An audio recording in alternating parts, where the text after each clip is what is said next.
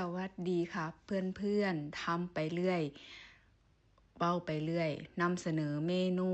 ตำแหนมเนาะทุกคนมาเฮาก็ใส่พริกกับกระเทียมเข้าไปแล้วเฮาก็ใส่น้ำตาลกันบักพริกฟงเข้าตาเอาตำเข้าไปเนาะตำให้มันแหลกเนาะทุกคน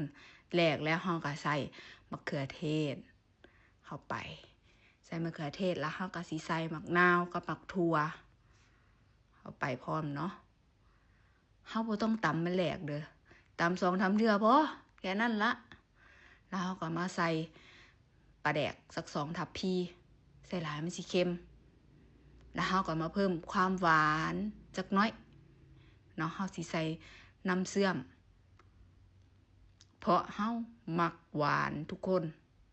อ้าวใจเรียบร้อยแล้วเอาคนให้เข้ากันคนเข้ากันดีแล้วเฮาก็สิเอาแหนมลงเนาะทุกคนเฮาเอาแหนมลงนี่เฮาคนเอาเด้เฮาบ่ตำเพราะว่าแหนมสิแตกมันสิบ่แซ่บมันบ่เป็นตากินนี่ต้องให้แหนมมันเป็นก้อนให้สักน้อยเนี่ยคนให้เข้ากันดีกับเครื่องปรุงเนาะทีเนี้ยเรามาใส่ไอ้แคบหมูนำเพิ่มความแซ่บเข้าไป